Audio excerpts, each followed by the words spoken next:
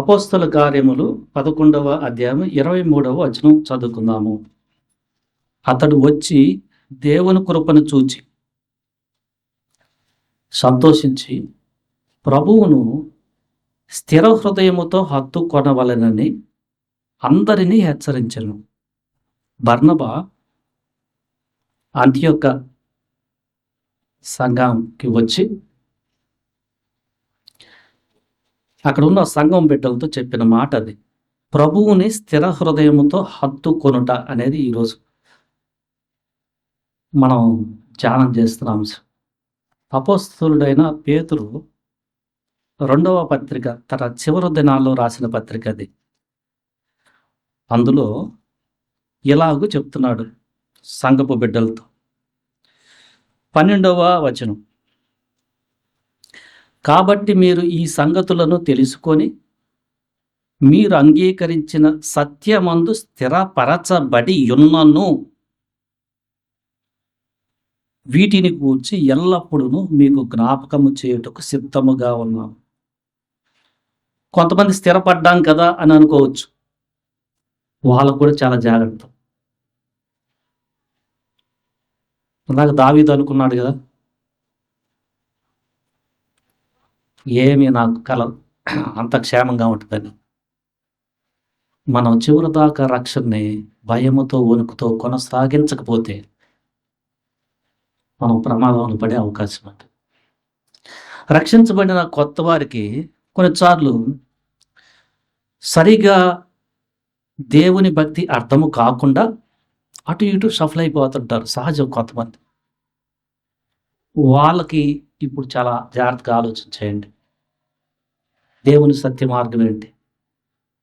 నేను స్థిరంగా ఉన్నాను అనే వాళ్ళు కూడా జాగ్రత్త. పేతురు చెబుతున్నాడు, మీరు స్థిరంగా ఉన్నా, నిలిచి ఉన్నా ముందు చాలా జాగ్రత్తగా ఉండండి. మనం చివరి దాకా కూడా ఈ భూమి మీద ఉన్నంత కాలము ఈ గొప్ప రక్షణని నిర్లక్ష్యము చేయకుండా మనం భయముతో వణుకొని పౌలు వలె మనం విశ్వాసాన్ని కాపాడుకుంటూనే అని చెప్పగలిగి ఉండాలి. స్థిర హృదయం. స్థిర హృదయం అంటే దేవుని భక్తి విధానంలో ఒకే ఆలోచన, అంటే రెండు ఆలోచనలు ఉండవు. బాప్టిజం పొందిన వారు కొంతమంది, ఏంటమ్మా ఎందుకు రక్షణ నీకు అవసరమైంది అని అడిగితే సరిగా సమాధానం చెప్పరు. అలాంటి వాళ్ళు ఇంకా ఎవరన్నారేమో, ఇన్ని సంవత్సరాలు ఈ రక్షణ పొందిన ప్రభు నన్ను స్వస్థపరిచాడయ్యా, ఆరోగ్యం ఇచ్చాడయ్యా, అది కాదు ఆన్సర్. మనం మీరు పళ్ళల్లో ఎట్టనుకొని చేయొద్దు. మీకే అలా మీరు చేసినప్పుడు చెప్పే వాళ్ళకి కాన్సన్ట్రేషన్ తప్పుతుంది. దయచేసి గమనించండి. మీకు ఆలోచన లేకపోవచ్చు, బట్ చెప్పే వాళ్ళకి కాన్సన్ట్రేషన్ తప్పుతుంది. దానివల్ల మీరు వేరే వాళ్ళకి హాని చేస్తున్నట్టు. కొంతమంది వాళ్ళ దగ్గరగా వెళ్ళి మా ప్రభువుని ఎందుకు నమ్ముకున్నావు అని బాప్టిజం తీసుకున్నాను అడిగితే వాళ్ళు చెప్పే సమాధానం, ప్రభు నాకు భలే మేలు చేశాడయ్యా అంటారు. ఆహా, అది కాదు, మేలు చేసింది కరెక్టే, ఇంకా ఏంటమ్మా చెప్పు అంటే అంతే. ఎవరైనా ఉన్నారేమో, మేలు చేశాడు కరెక్ట్, ఆ తర్వాత ఏమైంది ఏంది? సరైన జ్ఞానం చాలా ఇంపార్టెంట్. మీరు రక్షణలో ముందుకెళ్ళేటప్పుడు, రక్షణ తీర్మానం తీసుకునేటప్పుడు కూడా నువ్వు మేలు చేశాడు అని అలానే ఉండిపోతే, నువ్వు వాక్యాన్ని సరిగా అర్థం చేసుకోకుండా, దేవుని ఆత్మతో నడవకుండా, ఒక మతాన్ని పాటిస్తూ అవతలాలకు ఇబ్బంది కలిగేట్టుగా ఉంటాం. చాలామంది అట్టున్నారు. అది కాదు, ఫస్ట్ నువ్వు చెప్పాల్సింది, నేను పాపిననే గ్రహింపు ప్రభు ఇచ్చాడయ్యా, ఎట్టి మంచి క్రియలతో కూడా నేను పరలోకానికి వెళ్ళలేను. దౌర్భాగ్యం. ఎవరితో చెప్పినా కానీ చెప్పుకోలేను. ప్రభు ముందు చెప్పుకుంటే క్షమించాడు, బాప్టిజం తీసుకున్నాం. ఇది. సో స్థిరంగా ఉండాలంటే ఫస్ట్ ఫౌండేషన్ చాలా ఇంపార్టెంట్. దీని ఫౌండేషన్ అంటారు. ఇది లేకుందంటే ప్రమాదం వచ్చే సమయం వస్తుంది, శ్రమ వచ్చే సమయం కదిలిపోద్ది. స్థిరత్వం కాదు కదా, మీరు వెనక్కి వెళ్ళిపోతారు. సో మనకి రక్షించబడిన తర్వాత త్వరగా ఆ రైట్ వేలో ప్రభు మార్గాన్ని అర్థం చేసుకోవడం తెలియాలి. భక్తి అంటే దేవుని వాక్యం చెబుతూ ఉంటే ఈ లోకంలో ఉన్న వాటి నుంచి తప్పించుకోండి అంటే ఈ లోకాన్నే విడుస్తూ ఈ లోకంలో ఉన్న వాటినే ప్రభుని అడుగుతూ ఉంటే మీరు స్థిరత్వం మాట పక్కన పెట్టండి, భక్తిని తెలుసుకోవాలా మీరు. ఫస్ట్ స్టాండర్డ్ అది.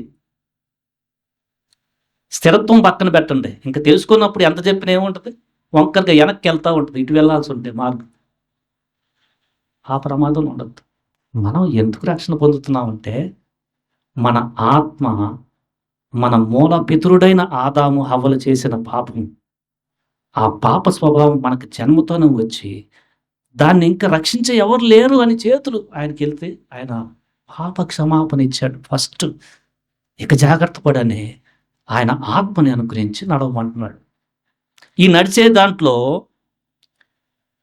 ఎలా ఉంటే ఇప్పుడు స్థిరత్వంలో ఉంటాం, ఈ భాగాన్ని చూడబోతున్నాం.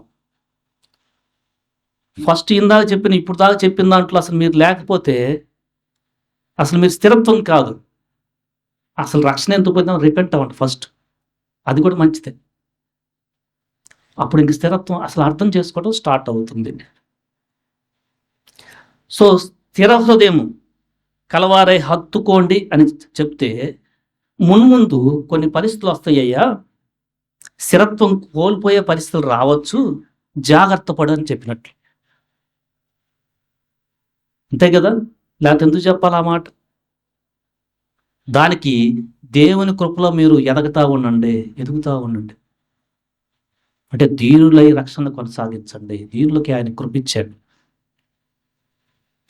సో రక్షించబడిన మనము మన రక్షణ ఎందుకు అవసరం వచ్చిందని తెలుసుకోవటం మొట్టమొదటి అంశం. మీరు ఇలాగ చెప్పొద్దు, మీ స్థితి చెప్పండి. ప్రభు రక్తం కార్చాడయ్యా, కార్చడని చెప్ప, దాంతోపాటు మీరు ఏడవండి. అది ఎక్కువ చెప్పండి. ఎందుకు కార్చాడమ్మా అది అది ఇంపార్టెంట్. దీనికి రక్తం కార్చాడు, అంత శ్రమ పెట్టాను నేను, అది. అప్పుడు మీరు కరెక్ట్గా ఈ రక్షణ అనే స్కూల్లో అడ్మిట్ అయినట్టు. ఆ తర్వాత మనము అనేక పరిస్థితులు వస్తాయి. ఎందుకంటే ఈ లోకంలో రక్షణ అవగాహన కలిగిన వారు చాలా తక్కువ. మీరు వెంటనే చనిపోవట్ల, భూమిలోకి వెళ్తారు. మీరు నూతన జన్మ అనుభూతులు దేవుని ఆత్మ మీలో నివసిస్తూ జాగ్రత్త పడాలి. ఒక స్థిరత్వానికి వచ్చేసేయాలి. వాడేదో చెప్తే మళ్ళీ సఫల్ అయిపోవటం, ఇది కాదు. అది చాలా ఇంపార్టెంట్. ఎందుకంటే మనము రక్షణ లేని అన్ని జనుల మధ్య ఉన్నాం. మనకి వేరే ఆచారాలు ఉన్నాయి, లోకంలో ఎంతో పాపం ఉంది, ప్లస్ పాపంతో పతనమైన మన సొంత ఆలోచనే కొన్నిసార్లు వాక్యాన్ని అంగీకరించే దాంట్లో ఫెయిల్ అవుతుంది. ఇన్ని ఉన్నాయి. వీటన్నిటి మధ్య స్థిరపడండి. మీరు వేరు పారిన వారై, అదే భావం వచ్చే మాటలు ఇవన్నీ.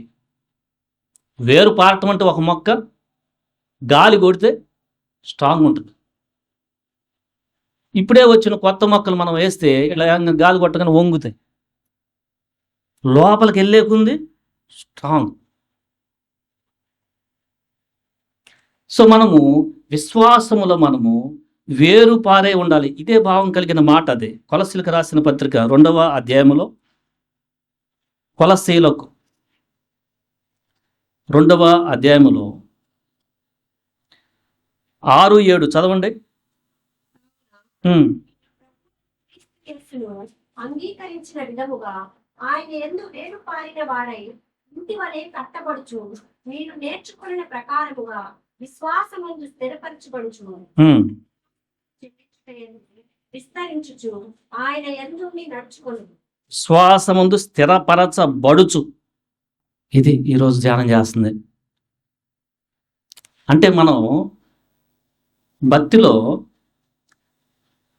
రైట్గా మనం ఇంకా డిగ్ చేయాలి. ఏంటిది ఈ ముత్యం ఏంటిది అనేది మనం ఒక గుంట తీస్తా లోతుగా మనం భక్తిలోకి వెళ్ళాలి. కొంతమంది ఇలా చెప్తారు, లోతుకి వెళ్ళవాక పిచ్చడు అవుతావు. ఇది కాదు. అలాంటి వాళ్ళు వస్తే మీరు ద్విమనస్కులై ఉండొద్దు. ఎందుకంటే ఈ లోకంలో ఉన్నారు అలాంటి వాళ్ళు. ఈ లోకంలో ఎవరో ఒకరు మీ సొంత వాళ్ళే అంటారు. ఇది కాదు. మీకు ఈ జ్ఞానం కావాలి. ఎంట్లది ఆ మాటలు మీకు వినంగానే మీరు ఇంక కదిలిపోతారనమాట. అరే అయిపోయిందిరా అని స్థిరం. ఎందుకంటే మీరు వక్రమైన అనుజనుల మధ్య ఉన్నారు. మీకు అపాయం ఎట్లయినా రావచ్చు. సొంతకొని మనం వాక్యంలో వేరు పారేట్టు ఉండాలి. అది వెంటనే రాదు. బట్ దేవుని ఆత్మ ఉన్నాడు. అప్పుడే జన్మించావు. వాక్యం అనే పాలలో ఎదుగు నిమిత్తం ఫస్ట్ ఎదగాలి. పేతురు రాసిన మొదటి పత్రికలో 2వ అధ్యాయము చదవండి ఆ మాట. మొదటి 3 వచనాలు చదవండి. ప్రభువు దయాళుడని మీరు రుచి చూచి ఉన్న ఎడల సమస్తమైన దుష్టత్వమును, సమస్తమైన కపటమును, వేషధారణను, అసూయను, సమస్త దూషణ మాటలను మాని క్రొత్తగా జన్మించిన శిష్యులను పోలిన వారై నిర్మలమైన వాక్యము అను పాల వలన, కింద ఫుట్నోట్లో నిర్మలమైన ఆత్మ సంబంధమగు పాలు వాక్యం రక్షణల విషయంలో ఎదుగు నిమిత్తము ఆ పాలను ఆపేక్షించుడి. ఆ మిల్క్ని చిన్నబిడ్డ అప్పుడే మీరు బాప్టిజం తీసుకుంటే అప్పుడే పుట్టారు అంత అయిపోయింది అనుకోవద్దు. బాప్టిజం తీసుకున్నవారు అప్పుడే పుట్టినవారు అంతే. ఇంకా ఎదగటం ఉంది. ఆ బిడ్డకి సరైన పాలు తల్లి ఇవ్వకపోతే ఇబ్బంది పడుతుంది, అనారోగ్య పాలు అవుతుంది. అట్లానే మీరు వాక్యాన్ని చదవకపోతే, వాక్యమే మనకి పాలు. వాక్యాన్ని ఎందుకు చదువుతున్న సమస్తమైన దుష్టత్వం మనలో ఇంకా ఉంటుంది. ఆ పరిస్థితులు ప్రేరేపిస్తాయి. ఆ దుష్టత్వంలోకి మళ్ళా ప్రలోభ పెట్టే పరిస్థితులు రావచ్చు. ఎందుకంటే పాప స్వభావం కలిగిన ప్రపంచంలో ఉన్నాం ఇంకా. బట్ భయపడద్దు. ప్రభు మనతో ఉన్నాడు. దేవుని ఆత్మనిస్తున్నాడు. వాక్యాన్ని ఇచ్చాడు. నువ్వు చదువుకోలేకపోతే జాగ్రత్తగా విను. చదువుకోగలిగితే, రాయగలిగితే, ఇంటికి పోయి ధ్యానం చేయి. అది అప్పుడు నువ్వు ఎదుగుతావు, స్థిరత్వంలోకి వెళ్తావు. రక్షించబడిన తర్వాత మనము ఆ యొక్క జ్ఞానం లేకపోతే స్లోగా మనం మాట అంటాం ఊరకే, ప్రభు నన్ను క్షమించు, ప్రభు నాకు రక్షణ అంటావు. ప్రవర్తనలో అసలు మార్పు ఉండదు. అది కాదు రక్షణ. రక్షించబడిన తరువాత మీరు నిజంగా పశ్చాత్తాపడి ప్రభు మీ పాపాలను క్షమించాడు, ఆయనకి మీరు అంత బాధ పెట్టారు, అంత క్రయధనం ఆయన చెల్లించాల్సి వచ్చింది, ఆయన ప్రాణాన్ని పెట్టి ఆయన పరిశుద్ధమైన రక్తాన్ని చాల్సి వచ్చింది, అందుకుని దేవుడే దిగొచ్చాడు అనే జ్ఞానం ఉంటే నిజంగా జాగ్రత్త పడతారు. వాక్యం చాలా ఇంపార్టెంట్. ఆ పాల్లో ఉంటే కొంచెం ఎదుగుతుంటుంది. సో మనం రక్షించబడిన తర్వాత వాక్యాన్ని చాలా జాగ్రత్తగా మనము తీసుకొని మనం వాక్యానికి భయం చూపెట్టాలి. అంటే దాని ప్రకారం జాగ్రత్తగా విని నడుచుకోవాలి. ఆ తర్వాత మనకి యేసు ప్రభువు వారు చెప్పారు, వాక్యాన్ని బట్టి మనం ఎదిగే క్రమంలో కొన్ని స్టెప్స్ ఉంటాయి. డిఫరెంట్ పీపుల్ డిఫరెంట్ విధాలుగా రియాక్ట్ అవుతారు ఒక వాక్యాన్ని తీసుకొని దాన్ని జాగ్రత్తగా చూపెట్టే దాంట్లో అని చెప్తూ మత్తయి సువార్త 13వ అధ్యాయంలో విత్తనాల ఉపమానం లాగా అర్థమయ్యేట్టు చెప్పారు. ఒక మనిషి విత్తనాన్ని అలా చల్లితే త్రోవ మీద పడితే పక్షులు ఏరుకొని పోయినాయి అన్నాడు. మీరు ఇప్పుడు ఈ వాక్యం ఏంటంటే కొంతమంది వింటారు అంతే. ఈ గేటు దాటి అవతలకి వెళ్ళారనుకో మీ మాటలు చాలా జాగ్రత్తగా మార్పు ఉంటాయి. మళ్ళీ లోకమే మాట్లాడతారు మీరు. ఎందుకంటే విన్న వాక్యాన్ని అపవాది వచ్చి తీసుకెళ్ళాడు అంతే. అది చెప్తారు యేసుప్రభు. వాక్యం ప్రకారం నడుచుకోవటంలో స్టెప్స్ ఉన్నాయి. ఫస్ట్ స్టెప్లోనే ఉన్నారా మీరు అపవాదులు ఉంటారు. ఎంత మీరు విన్నా కానీ మీ సమయం వృధానే. అయితే జాగ్రత్త పడిన వారు నెక్స్ట్ స్టెప్కి వెళ్తారు. ఏంటి ఆ స్టెప్ అంటే కొంతమంది భలేగుందే అని సంతోషముతో అంగీకరించి చిన్న శ్రమ వస్తే వెనక్కి వెళ్ళిపోతారు. ఇది రెండో స్టెప్. రాతిల మధ్య రాళ్ళ మధ్య పడిన విత్తనాలు ఇవి. అది పెరుగుతుంటే ఈ రాళ్ళు ఆంచేస్తుంట. ఇంకో స్టెప్ చెప్తున్నారు. ఇప్పుడు మీరు వాక్యం విని ఆ రెండో స్టెప్లోనే ఉన్నారా జాగ్రత్త. దానివల్ల కూడా ఏం ప్రయోజనం లేదు. మీరు స్థిరపడ. మీరు ఎప్పుడు ఇయ్యే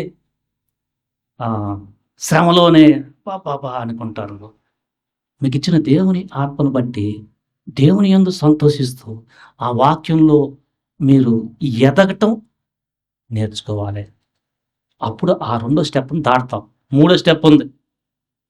ఇది రెండో స్టెప్ లాంటిదే. ఇంకొంచెం ముళ్ళ పదలు మొత్తం పడతాయి అన్న చెప్పారు. ముళ్ళ పదలు కొంత ఎదుగుతాయి. అంటే 5 సంవత్సరాలు నడుస్తాడు, చివరికి జీవితంలో ధనాపేక్ష, ఇహలోక సంబంధమైన వాళ్ళు దగ్గరాలు విడిచిపెట్టి వెళ్ళటం, చనిపోవటం, ఇవి చూసిన తర్వాత ఏంటిది 4 స్టెప్ వాళ్ళు ఉన్నారు. ప్రభు నాకు సహాయం, ఇదంతా టెంపరీ. నేను పుట్టిన తర్వాత ఈ సంబంధాలు రాలేదు. ప్రభు నాకు సహాయం చేస్తాడు, నాకు అట్లా జరగదు. బట్ ఇలాంటి పరిస్థితులు వస్తున్నా ప్రభువు నాకు అన్ని సమకూర్చి నాకు సహాయం చేస్తాడు. నేను వాక్యం ముందుకు వెళ్ళిపోతాను, నా విశ్వాసాన్ని కాపాడుకుంటాను. వీరు స్థిరులు అవుతారు. సో మీకు ఇందాక పేతురు రాసిన పత్రికలో వాక్యాన్ని మీరు పాలవలె అపేక్షించనంటే మీరు ఇట్లా ధ్యానం చేయాలి. దాన్ని వాక్యం అనే బండ మీద కట్టుకోమంటున్నాడు యేసుప్రభు వారు బోధ చెప్తూ మత్తయి సువార్త 7వ అధ్యాయంలో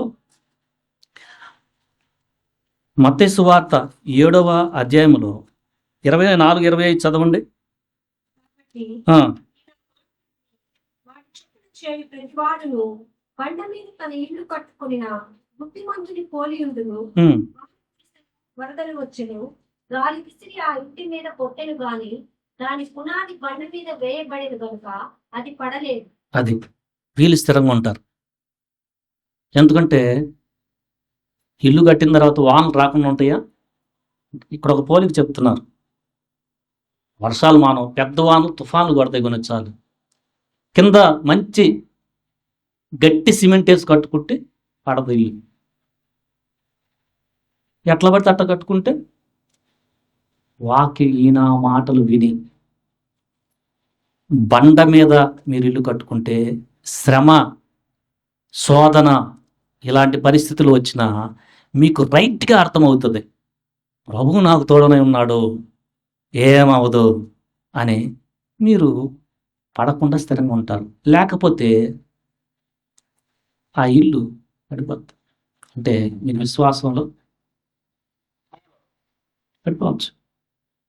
సో మనం వాక్యాన్ని చాలా జాగ్రత్తగా ఉండాలి. ఎదిగేది వాక్యం. సో ఇప్పుడు వాక్యము అని వచ్చినప్పుడు మీరు ఏంటి వాక్యం అడగాల. ఊరికనే వాక్యం వాక్యం వాక్యం అంటే ఏంటో వాక్యం మీరు క్వశ్చన్ వేసుకోవాలా. ఇప్పుడు అన్నీ చెప్పలేము కాబట్టి మీరు ఇంటికి వెళ్ళి ఏ వారం ఏ వాక్యం చెప్తున్నారు, ఎంత నడుస్తున్నాను, ఏ పరిస్థితులు వస్తున్నాయి, మీరు దాని ప్రకారం నడుచుకోండి. ఊరికనే వాక్యం వాక్యం అన్న అర్థం కాదు. ఏడుదా వాక్యం?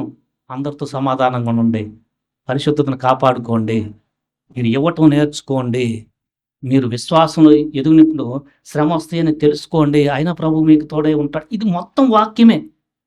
అన్నీ ఒకేసారి మనం చెప్పలేం. దీర్ఘశాంతం కలిగి ఉండండి, ఓర్పును కలిగి ఉండండి, ప్రార్థన చెయ్యండి, ఇదంతా వాక్యమే. సో మీకు ఈరోజు చెప్పిన 30 నిమిషాల మాట కాదు మీకు గుర్తుండాల్సిందే. ఈ వాక్యం అంటే ఇప్పుడు దాకా ఏంటందో మొత్తం గుర్తు రావాలి. కొంతమంది ఇప్పుడు వాటికి అరే వాక్యంలో ఎదగాలి, ఏం వాక్యం? అందుకని ఒక్కోసారి ఒక్క వాక్యాన్ని మనం ధ్యానం చేస్తాం. మనకు సమయం కుదరదు కదా. సో మనకి రక్షించబడిన మనకి ఈ వాక్యం చెప్తుంటే ఇప్పుడు వాక్యం అట్లా కాదు. మీరింటికి వెళ్ళిన తర్వాత ఓకే వాక్యం చాలా ఉంది, జాగ్రత్త పడాలి. సేవకుడు చెప్పే వాక్యం కరెక్ట్గా ఉంటుందా? ఎందుకంటే అన్ని చోట్ల కరెక్ట్గా వాక్యం చెప్పరు. వాక్యం చెప్పే వాళ్ళకి ఇబ్బందులు ఉన్నాయి. ఎందుకంటే ధనాన్ని ఆపేక్షించి చెప్పే వాళ్ళు ఉన్నారు. ఎక్కువ మంది రావాలనంటే వాక్యాన్ని కొద్దిగా మార్పు చెప్తే ఎక్కువ మంది వస్తారనే భావం కలిగి చెప్పే వాళ్ళు ఉన్నారు. మీకు ఆ జ్ఞానం ఉండాలా.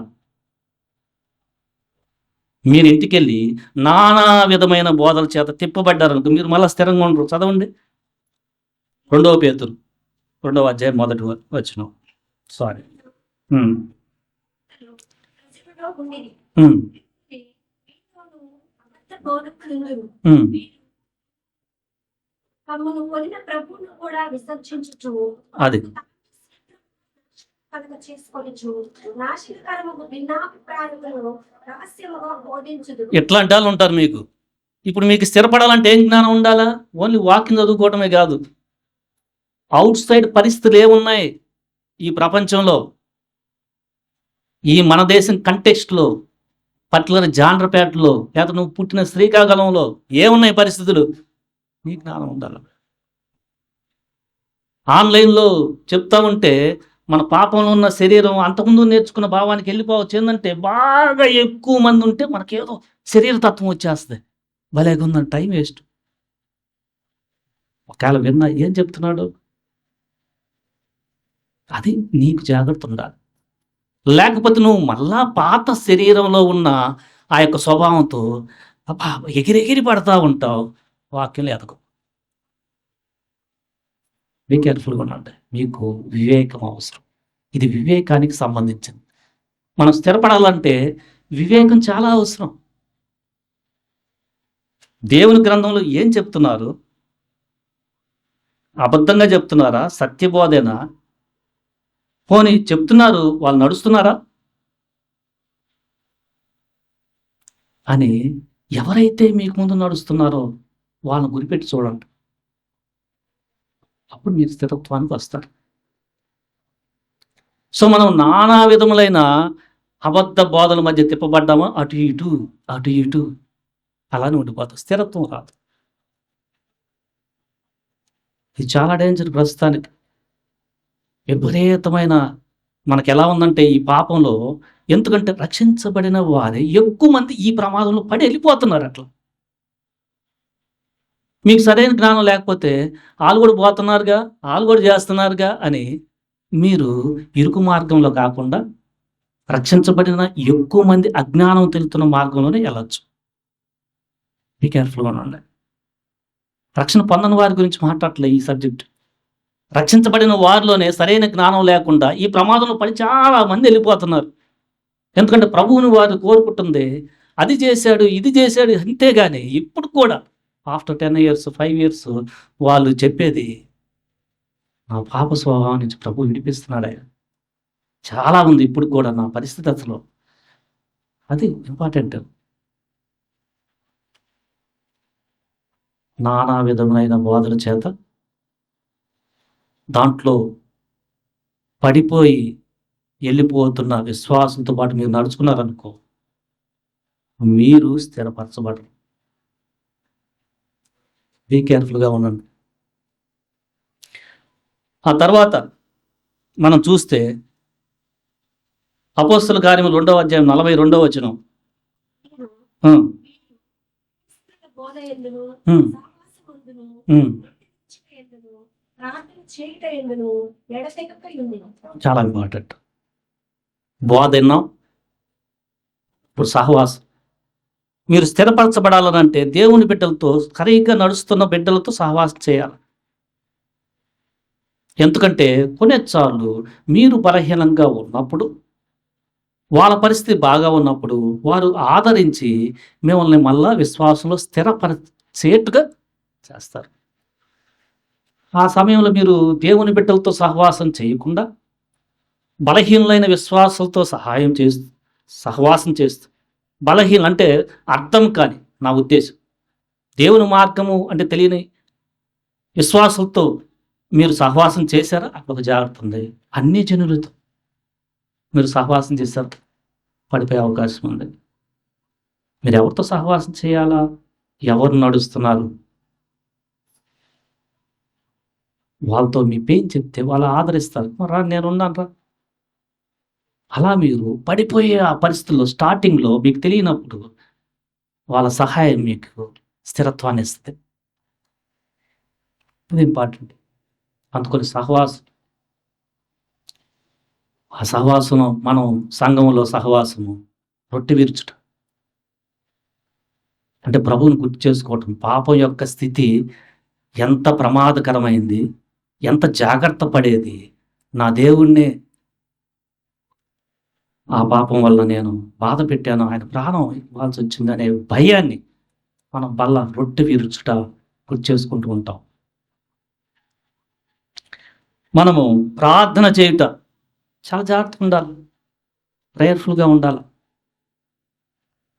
నాకు దావీదు చేసుకున్నాడు కదా, ఎన్న ప్రభు సహాయం చేస్తాడు, ప్రతి దుష్టత్వం నుంచి మనల్ని తప్పిస్తాడు. 2వ తెస్సలోనిక 3వ అధ్యాయం, తెస్సలోని రాసిన పత్రిక 2వ పత్రికలో 3వ అధ్యాయము 3వ వచనం చదవండి.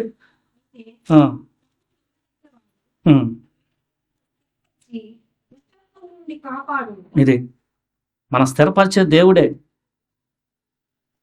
ఎందుకంటే మనకి నానా రకమైన శోధనలు వస్తాయి. ఇప్పుడు మీరు ఇట్లా ఉంటున్నారు, జాగ్రత్త లేదనుకో, మీ పరిస్థితి బాగైతే మీరు ఇంకా చాలా డేంజర్లో ఉన్నట్లు లెక్క. అంటే డేంజర్ అంటే మీరు ఇంకా చాలా జాగ్రత్త పడవలసిన సమయం అన్నమాట అది, మీకు డబ్బులు బాగా వచ్చినప్పుడు. ఎందుకంటే పేదరికంగా ఉన్నప్పుడు ఈజీగా మనం వాక్యాన్ని వినటానికి అమ్మా ప్రభువే కదా అని లో హార్ట్ డెవలప్ అవుద్ది. ధనం వచ్చిందనుకో, అసలు వీళ్ళేనా మందిరానికి వచ్చింది అన్నట్టుగా ప్రవర్తిస్తారు కొంతమంది. బీ కేర్ఫుల్, లేకపోతే స్థిరత్వం అవ్వదు. అట్లా లేకపోతే మీకు మంచి జాబ్ వచ్చిందనుకో, రేపు ఇట్లా ఉండదు. 2 డబుల్గా మీరు జాగ్రత్త పడితేనే ఆ భయం నిలిచుంటుంది. లేకపోతే మీరు స్థిరత్వం ఉండదు. మీరు ఇంకో రాంగ్ రూట్లో ప్రభువుని రిప్రజెంట్ చేస్తారు. బట్ ధనం ఇస్తాడు దేవుడు. ఎందుకు? ఆ ధనంలో మనకు కొంచెం కంఫర్ట్గా ఉంటూ వేరే వాళ్ళకి ఇస్తూ ఆత్మను సంపాదిస్తూ అలా ముందుకెళ్ళాలి. మీ అప్పులుంటే ఫస్ట్ తీర్చాలి, నీతి చూపెట్టాలా, అది దాన్ని చేసుకుంటూ ఉండాలి. అంతేగాని ఆర్భాటం పడే వాళ్ళు చాలామంది తయారవుతారు. అప్పుడు స్థిరత్వం కాదు కదా, అసలు కోల్పోతారు. చాలా జాగ్రత్త. 1 తిమోతి 6వ అధ్యాయం, తిమోతికి రాసిన మొదటి పత్రిక 6వ అధ్యాయంలో 9-10 వచనాలు చదవండి.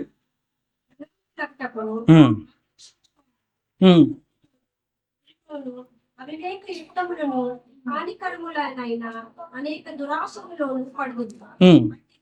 మనుషులను నష్టములోను నాశనములోను ముంచివేయు.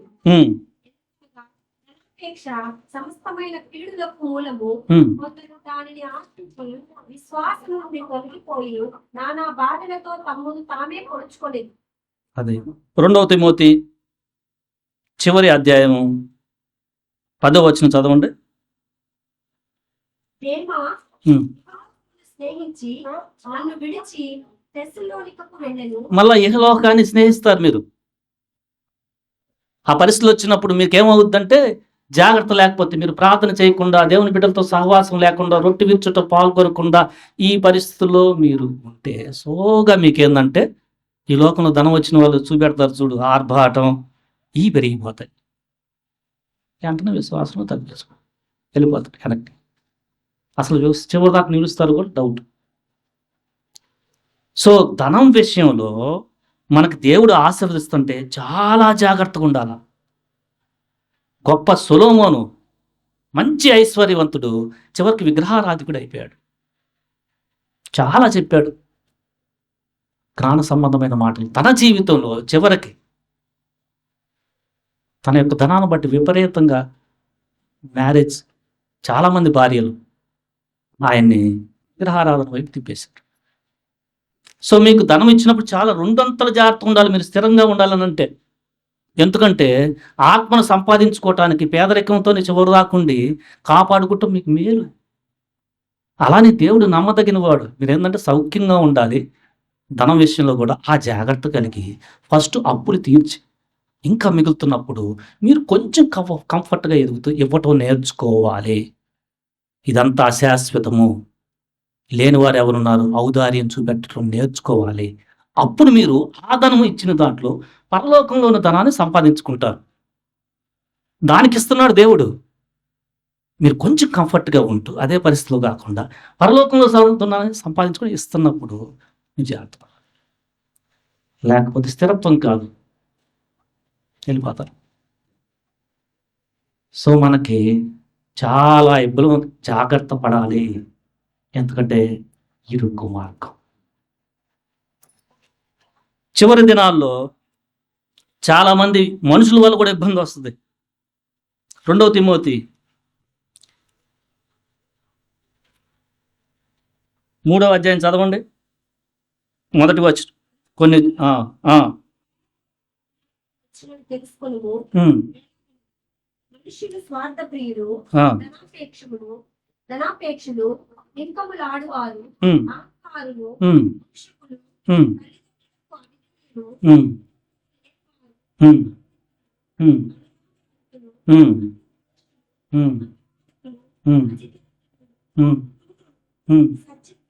సజ్జన ద్వేషులు, ద్రోహులు, మూర్ఖులు, గర్వాంధులు, దేవుని కంటే సుఖానుభవములు ఎక్కువగా ప్రేమించువారు, పైకి భక్తి గల వారి వలె ఉండి దాని శక్తిని ఆశ్రయించని వారులై ఉండును, వారికి విముఖుడవై ఉండును. అదే నువ్వు విముఖుడవై ఉండాలి.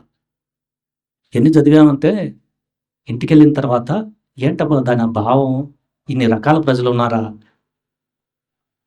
తిమోతికి పౌలు గారు చెప్తున్నారు, ఇట్టి వారికి దూరంగా ఉండు. ఆ దూరంగా ఉండటం అంటే ఫస్ట్ ఆ భావాలు నాకున్నాయా ఒక్కోటి తీసుకొని వాళ్ళకి దూరం కాదు, ఆ భావాలు ఏమైనా నాకున్నాయా ముందు అని రాసుకుంటూ ప్రభువా నన్ను కాపాడు అని ఉంటే మనుషులు మనం నడుస్తుంటే మళ్ళీ అలాంటి వాళ్ళు వచ్చినప్పుడు జాగ్రత్త పడితే స్థిరత్వంలోకి వెళ్తాం. ఎందుకంటే పైకి వీరి గురించి ఎవరు అనుకుంటున్నా, వీళ్ళు సంఘంలో చేర్చబడిన వారి ఇల్లు పైకి భక్తి గలవారి వల్లే ఉండి దాన్ని శక్తిని ఆశ్రయించిన బయట కాదు ఇల్లు. సంఘంలో ఉన్నవారే చివరికి దేవుని నమ్ముకోవటం ఏంటంటే వాళ్ళ ఉద్దేశం డిఫరెంట్, భక్తి మార్గం సరిగా వెరగని వారు. వీరు మీకు పైకి బాగా కనిపిస్తారు, వాళ్ళ జీవితంలో మార్పు ఉండదు. పైకి కొంచెం ఇస్తున్నట్టుగా, డబ్బులు ఇస్తున్నట్టుగా అలా కనిపిస్తూ ఉంటారు. వాళ్ళ జీవితంలో గొడవలు, క్షమించలేని తత్వం, ఇలాంటి చాలా ఉంటాయి. పైకి భక్తిలాగా అనిపిస్తారు, బాగా ప్రార్థన చేయొచ్చు. ప్రార్థన చేయటం తప్పంటలా నా భావం, ఇంకా చేయండి, బట్ యాటిట్యూడ్. అలా బాగా ప్రార్థన చేస్తుంటే భలే వాళ్ళు అనుకుంటాం. కానీ కొంతమంది ఉంటారు చేస్తారు బాగా, ఇవి చాలా భయపడతా ఉంటారు. వారితో ఫ్రెండ్షిప్ చేయండి, సహవాసం చేయండి, బీ కేర్ఫుల్గా ఉండండి. అంత్య దినాల్లో ఇవి పరిస్థితులు. మీరు స్థిరత్వంలో ఉండాలనంటే మీకు వివేకం అవసరం. అబద్ధ బోధకులు ఉంటారు, డబ్బుల కోసం వాక్యాన్ని చెప్పేవాళ్ళు ఉంటారు. మీరు జాగ్రత్త పడండి. వాక్యం చాలా ప్రధానం. మీరు ఎందుకు వింటున్నారంటే ఆ వాక్యం విన్న దాంట్లో నడుస్తానికి. ఏంటి ఆ వాక్యం? క్రీస్తు ఏం చెప్పాడు సువార్తల్లో? మీరు చదవండి. ఒక్కొక్కటి తీసుకొని మీరు అభ్యాసం చేయండి ఎట్లా నడుస్తున్నానని. మనకే వాక్యం వస్తుంది సేవకుల ద్వారా మనం చదువుకుంటే ఏం వాక్యం వినిపిస్తుంది, ఎంతవాటికి నేను ఎదుగుతున్నాను. ఈ తర్వాత బాగా ఎదుగుతున్నా మీకు శోధన వస్తుంది. ఇంత బాగా ఎదుగుతున్నా మీకు శోధన వస్తుంది, శ్రమ వస్తుంది. జాగ్రత్త పడండి, ఏమవ్వదు. బట్ జాగ్రత్త పడండి. నాకే ఇంత నీతులు నడుచుంటే వచ్చినాయి ఏంటి, నాకే ఈ పరిస్థితులు ఏంటి అని మీరు అంటున్నారంటే ఫస్ట్లో కొన్ని చాలా అనేయచ్చు. బట్ వరి అవ్వద్దు. అది కాదు, రండి ఇంకో లెవెల్ ఉంది. కొంచెం కాలం శ్రమ పడిన తర్వాత మిమ్మల్ని ప్రభు స్థిరపరిచి బలపరుస్తాడు. 1 పేతురు 5వ అధ్యాయం 9 చదవండి.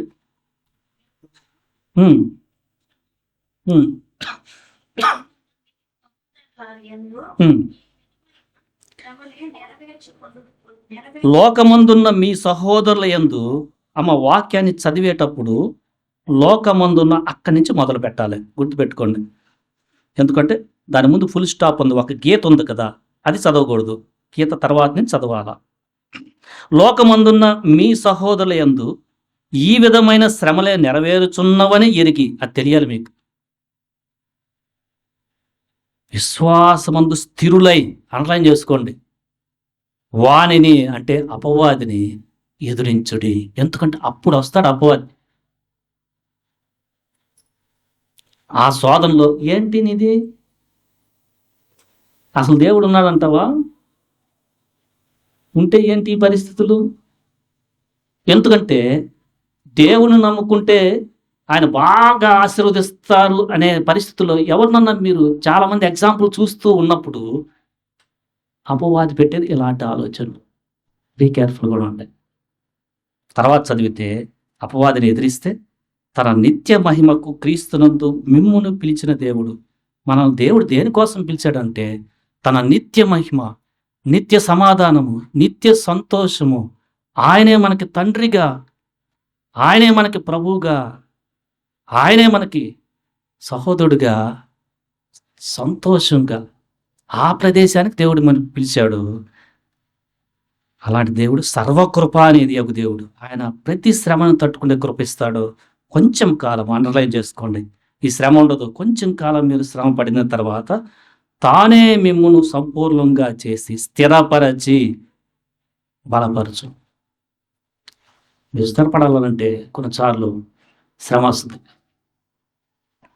ఆ శ్రమ ఒక్కో మనిషికి ఒక్కో విధంగా వస్తుంది. అది నువ్వు గమనించగలిగి ఉండాలి. ఎందుకు వస్తుంది ఈ శ్రమ? కొన్ని శ్రమలు మన సొంతగా దురాలోచనలు బట్టి వస్తాయి. దురాశను బట్టి మనమే శ్రమ తెచ్చుకుంటాం. సరే, అన్యాయం చేయకూడదు అంటే ఓవర్కనే లంచాలు తీసుకొని చేస్తే శ్రమ ఎందుకు రాదు? ఆ శ్రమలు కాదు ఇక్కడ మాట్లాడుతుంది. ఇంకా ఆ శ్రమలోనే ఉన్నామంటే అసలు నీకు వాక్యం అర్థం కాలేదని. ఆ స్టెప్ దాటి సత్యంగా నడుస్తున్నప్పుడు కొన్నిసార్లు నువ్వు తట్టుకోగలిగినంత, ఎక్కువ కాదు, ఎందుకంటే ఆయన పక్కన ఉంటాడు. దీర్ఘకాలం కాదు, కొంతకాలం ఆయన నిన్ను ఆ వాక్యంలో ఎదిగేట్టుగా చేస్తాడు, స్థిరపరిచి బలపరుస్తాడు. ఇది నీకు తెలియాలి.